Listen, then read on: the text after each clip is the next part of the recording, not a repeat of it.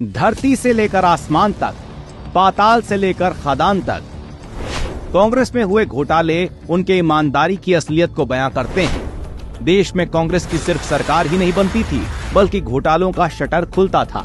केंद्र ही नहीं, जिन जिन राज्यों में कांग्रेस की सरकार रही, वहां जमकर घोटाले हुए। अगर घोटाले के लिए कोई पुरस्कार मिलता तो उसमें कांग्रेस पार्टी अव्वल साबित होती। इनके घोटालों की लंबी फेहरिस्त है। आजादी के बाद सबसे पहला जीप घोटाला 1948 में जीप घोटाला सामने आया था। पाकिस्तान समर्थित कबायली हमले के बाद भारतीय सेना को जीपों की जरूरत थी। सरकार ने लंदन की एक कंपनी से 2000 जीपों का सौदा किया। सौदा 80 लाख रुपए का था, लेकिन एक साल में केवल 155 जीपें ही मद्रास बंदरगाह पर पहुंची। इनमें से ज्यादातर जीपें तय मानक पर खरी नहीं उतरी। फिर यहीं से शुरू हुई घोटालों की कहानी ने रुकने का नाम ही नहीं लिया।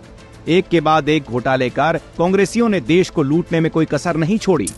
बात आकाश की करें तो अगस्ता वेस्टलैंड घोटाला। यूपीए 1 सरकार के समय अगस्ता वेस्टलैंड से वीवीआईपी के लिए 12 हेलीकॉप्टर्स की खरीद का सौदा हुआ। ये सौदा 3600 करोड़ रुपए का था। जब इसमें 360 करोड़ रुपए की रिश्वतखोरी की बात सामने आई तो यूपीए 2 सरकार ने सौदा रद्द कर दिया।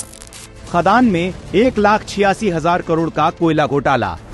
194 कोयला ब्लॉकों की नीलामी में अनियमितता पर कैग रिपोर्ट ने राजनीतिक हलकों में भारी हंगामा खड़ा कर दिया था और सरकारी खजाने को 1,86,000 करोड़ रुपए का नुकसान होने के लिए सरकार की भारी आलोचना की गई।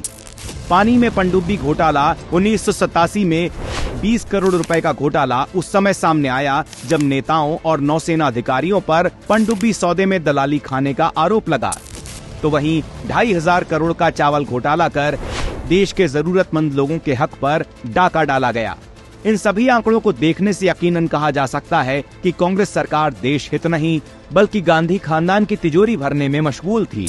गरीबी हटाने के बजाय गरीबों को हटाने वाली सरकार सिर्फ घोटालों में व्यस्त रही। जितना पैसा घोटाला कर कांग्रेसियों ने अपने खजाने भरे, उससे देश की तमाम समस्याओं से निपटा जा सकता था। आज घोटालेबाज कांग्रेस की हकीकत से जनता वाकिफ है।